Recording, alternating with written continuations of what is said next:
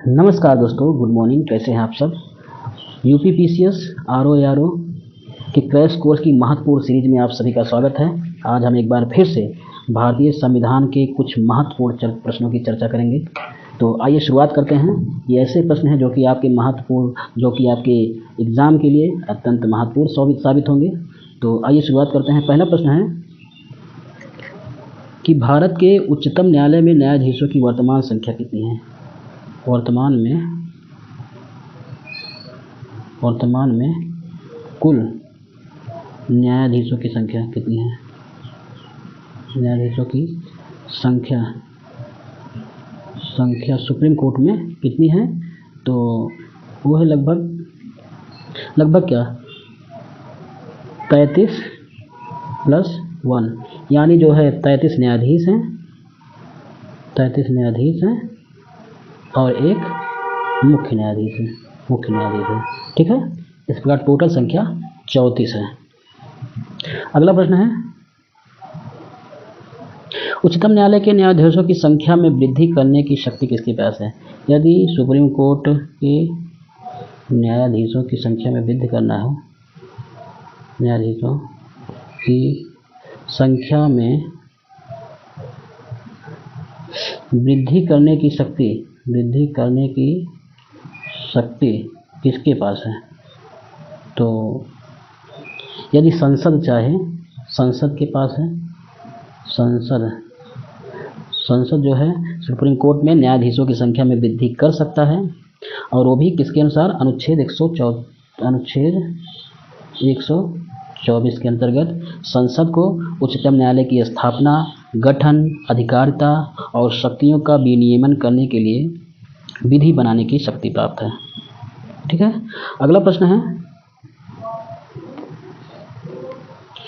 सर्वोच्च न्यायालय में तदर्थ न्यायाधीशों की नियुक्ति होती है कब। सर्वोच्च न्यायालय में तदर्थ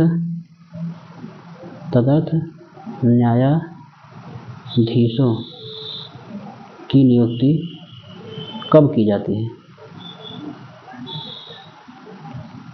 जाती है। तो तदर्थ न्यायाधीशों की नियुक्ति तब की जाती है जब न्यायालय के किसी सत्र के लिए न्यायाधीशों का कोरम पूरा ना हो रहा हो। जब न्यायालय के किसी सत्र के लिए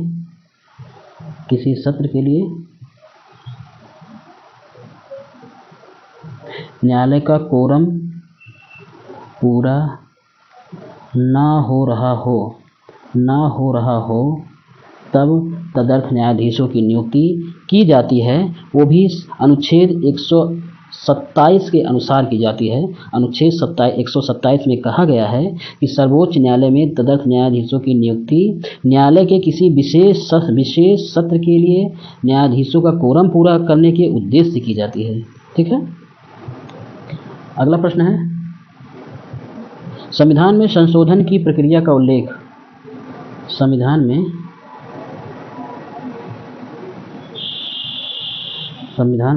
संशोधन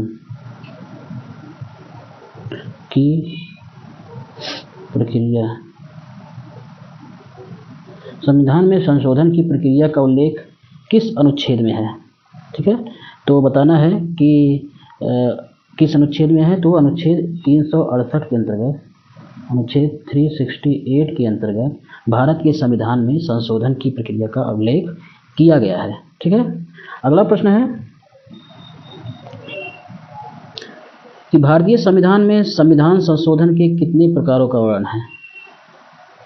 अगर पूछा जाए कि संविधान संशोधन के कितने प्रकारों का वर्णन है भारतीय संविधान में, संविधान संशोधन के प्रकार कितने प्रकारों का वर्णन है भारतीय संविधान में। तो 2 प्रकार के संविधान संशोधन का वर्णन है। 2। पहला क्या है। पहला है विशेष बहुमत से एक संशोधन होता है। विशेष बहुमत से भी संशोधन होता है, विशेष बहुमत से। और दूसरा है विशेष बहुमत तथा आधे राज्यों के विधानमंडलों के अनुमोदन से। एक तो विशेष बहुमत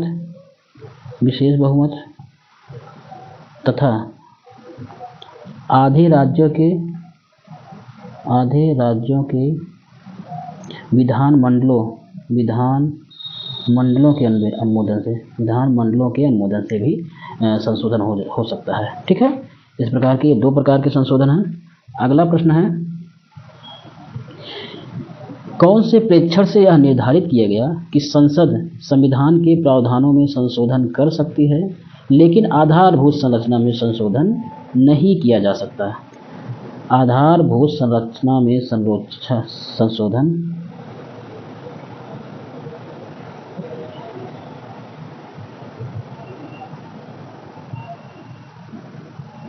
आधारभूत संरचना में संशोधन नहीं किया जा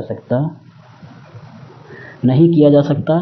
ऐसा किस केस के अंतर्गत ऐसा बताया गया है कि जो संसद है वो संविधान के प्रावधानों में तो संशोधन कर सकती है लेकिन आधारभूत संरचना में संशोधन नहीं कर सकती? ऐसा केशवानंद भारती केस के अंतर्गत ऐसा निर्णय किया गया था। केशवानंद भारती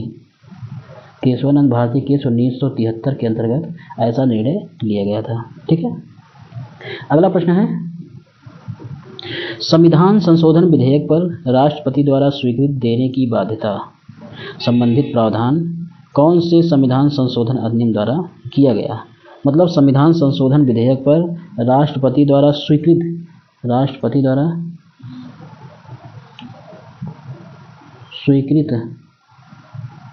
देने की बाध्यता संबंधी प्रावधान किस संशोधन के अंतर्गत किया गया है, किस अधिनियम के द्वारा किया गया है? तो ये 24वां संविधान संशोधन अधिनियम के द्वारा 24वां संविधान संशोधन अधिनियम के द्वारा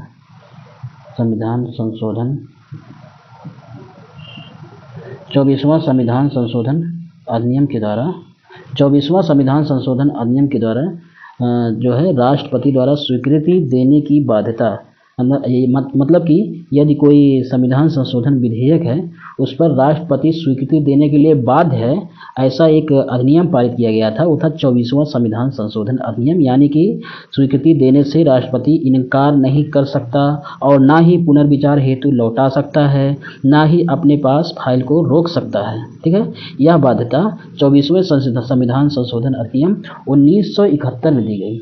कब? 1971 द्वारा दी गई है। ठीक है, अगला प्रश्न है,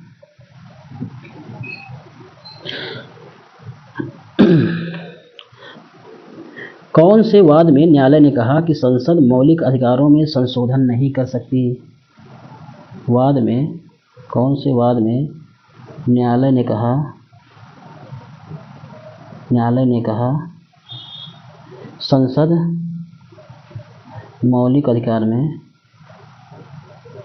अधिकार में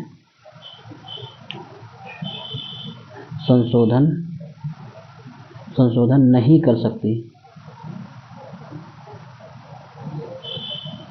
कौन से वाद में ऐसा कहा न्यायालय ने? तो वो वाद था गोलकनाथ मामले में। गोलकनाथ बनाम पंजाब राज्य, गोलकनाथ बनाम पंजाब राज्य 1967 में ये मामला आया था। 1967 में मामला आया था। इसमें 11 न्यायाधीशों की संविधान पीठ ने यह निर्णय दिया कि संसद मौलिक अधिकारों में संशोधन नहीं कर सकती है। 1967 में निर्णय दिया गया था 11 न्यायाधीशों की संविधान पीठ में। ठीक है, महत्वपूर्ण प्रश्न है। अगला प्रश्न है, कौन से संविधान संशोधन अधिनियम के द्वारा पहली बार संविधान में दल बदल विरोधी प्रावधान किया गया? पहली बार संविधान में दल बदल विरोधी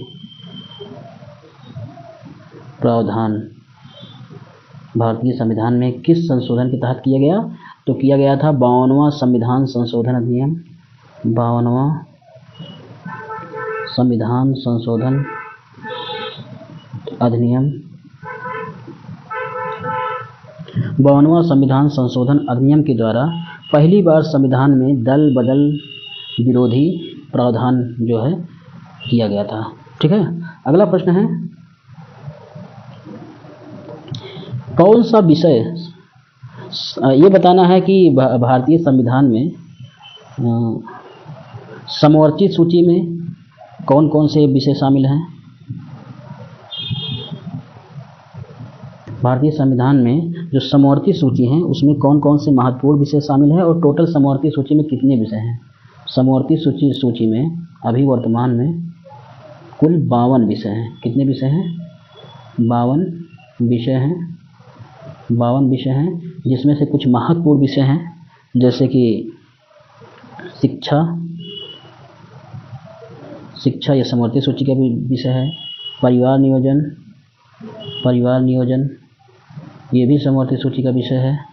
इसके अलावा है वन्य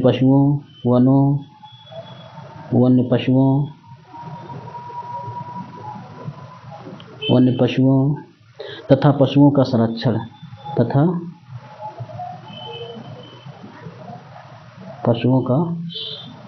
संरक्षण ये सभी जो है समवर्ती सूची के विषय हैं। ठीक है, समवर्ती सूची में अभी टोटल 52 विषय हैं। अगला प्रश्न है, अंतर्राज्यीय परिषद की स्थापना किसकी अनुशंसा पर की गई? अंतर्राज्यीय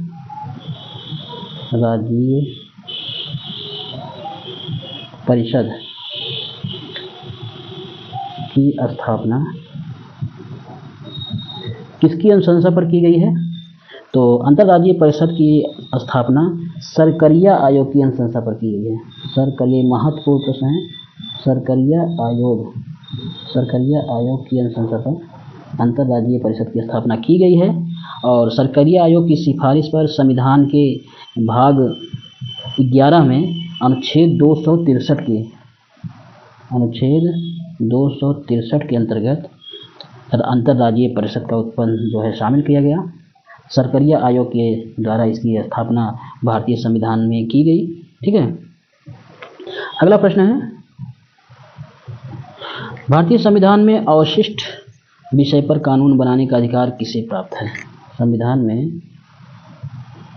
भारतीय संविधान में अवशिष्ट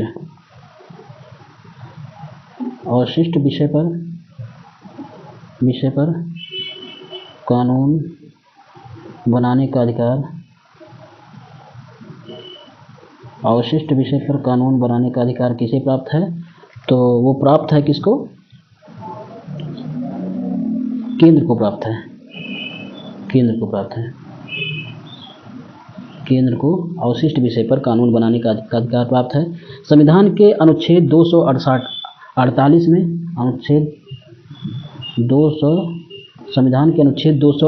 में अवशिष्ट शक्तियों के संबंध में प्रावधान है और इस विषय में कानून बनाने का अधिकार संसद अथवा केंद्र के पास है और यह प्रावधान जो है भारत ने कनाडा से लिया था। ठीक है, कनाडा से। अगला प्रश्न है, राजमन्नार समिति का गठन कब हुआ? राजमन्नार समिति का गठन कब हुआ था? तो ये हुआ था 1969 में। 1969 में राजमन्नार समिति का गठन हुआ था और वर्ष 1969 में तमिलनाडु सरकार ने डॉक्टर वीपी राजमन्नार की अध्यक्षता में केंद्र राज्य संबंधों की समीक्षा करने तथा राज्यों को स्वायत्तता दिलाने के लिए संविधान में संशोधन के लिए सुझाव दिए। ठीक है, और इस समिति ने वर्ष 1971 में अपना प्रतिवेदन दिया था। ठीक है, अगला प्रश्न है, पुंछी आयोग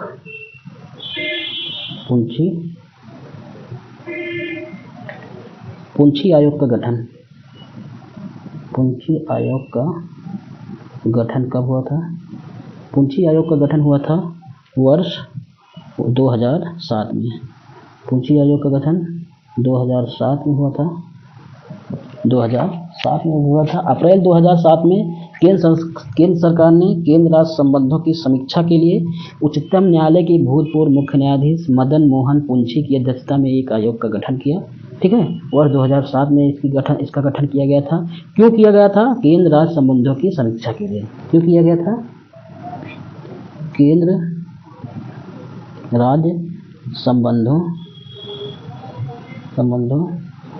की समीक्षा के लिए, केंद्र राज्य संबंधों की समीक्षा के लिए पुंछी आयोग का गठन सन 2007 में किया गया था। अगला प्रश्न है,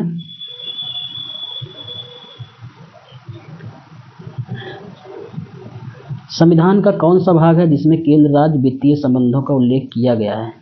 केंद्र राज्य वित्तीय संबंधों का उल्लेख, केंद्र राज्य वित्तीय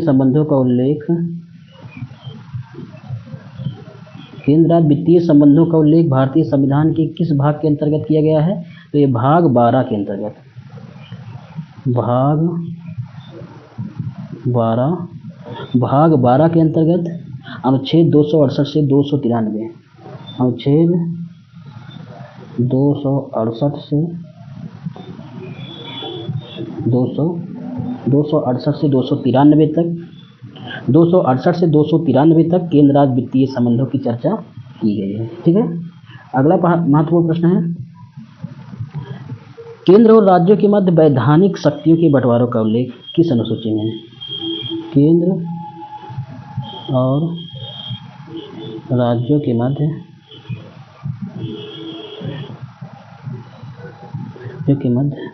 वैधानिक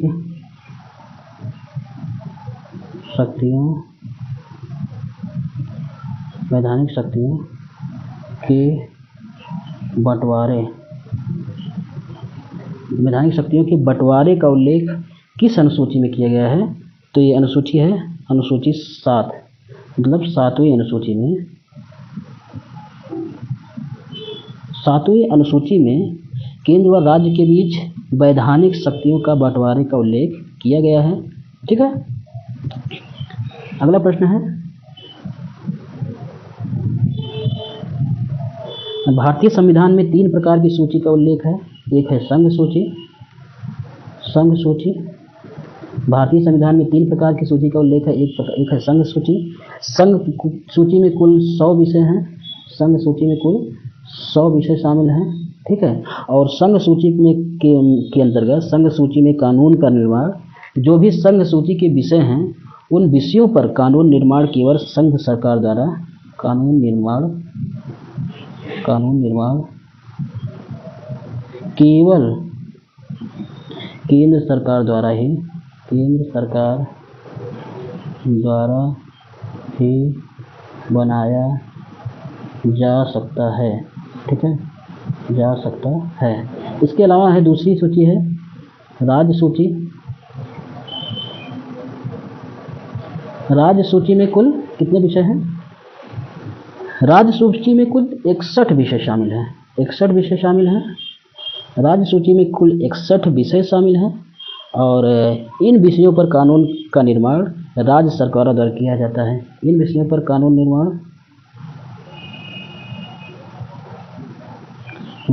राज्य सरकार द्वारा किया जाता है।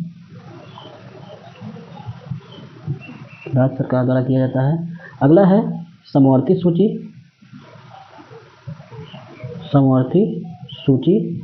और समवर्ती सूची में कुल कितने विषय हैं? समवर्ती सूची में कुल 52 विषय हैं। 52 विषय हैं। इन विषयों पर कानून निर्माण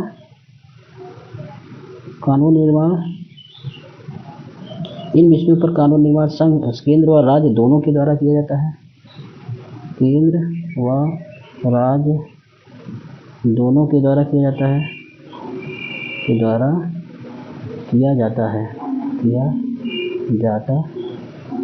ठीक है, अब अगला प्रश्न है,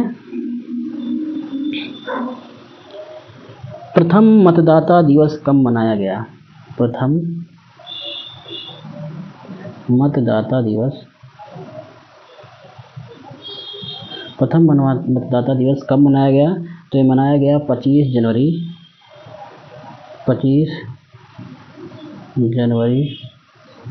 2011 को प्रथम मतदाता दिवस मनाया गया। और इसका शुरुआत किसने किया था? राष्ट्रपति, उस समय की तत्कालीन राष्ट्रपति थी प्रतिभा देवी सिंह पाटिल